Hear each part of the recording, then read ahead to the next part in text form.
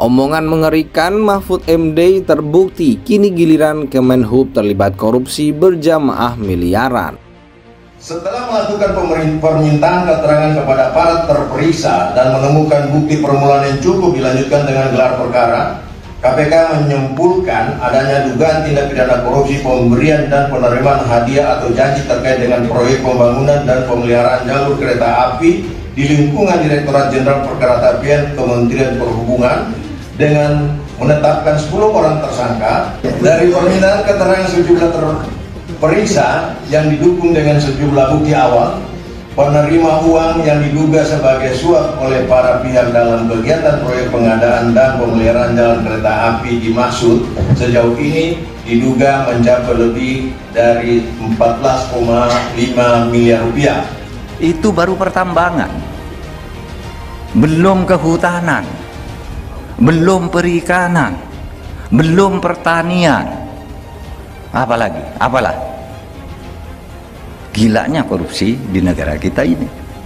Sehingga saya katakan bahwa korupsi, saudara sekarang noleh kemana aja ada korupsi kok. Noleh nih ke hutan, ada korupsi di hutan. Noleh ke udara, kok ada pesawat udara, korupsi di Garuda. Ada asuransi, wah ada asuransi. Koperasi, korupsi. Semua ada korupsinya. Nah ini sebenarnya mengapa kita dulu melakukan reformasi. KPK juga sedang melakukan proses penyidikan terkait dengan perkara yang terbaru yang sempat ramai menjadi pemberitaan. Saya kira ini waktu yang tepat untuk segera mensahkan RUU perampasan aset sebagai support dari penegakan hukum tindak pidana korupsi yang sedang kami lakukan ya. Karena pada gilirannya kan setiap perkara korupsi pasti ujungnya adalah adanya perampasan aset. Sampai saat ini kan kami kemudian berupaya untuk perampasan aset ini dilakukan melalui putusan pengadilan ya, melalui persidangan. Sambil menunggu ketika sudah disahkan, saya kira ini sangat mendukung upaya-upaya. 184 pegawai, ada 13 pegawai yang sudah divonis pengadilan. Ini berarti kami merefer ke APH. Ada 41 pegawai yang sedang dalam proses audit investigasi atau klarifikasi. Dan 12 pegawai ini datanya yang disebutkan di dalam 3,3 triliun adalah terkait clearance untuk promosi dan mutasi. 13 pegawai sudah pensiun atau mengundurkan diri, 79 belum ditemukan indikasi pelanggaran. Namun datanya tetap kita gunakan dari PPATK untuk profil pegawai. Omongan mengerikan Menteri Koordinator Politik Hukum dan Keamanan Mahfud MD terbukti benar karena sekarang Kementerian Perhubungan terlibat korupsi berjamaah sekitar 14,5 miliar.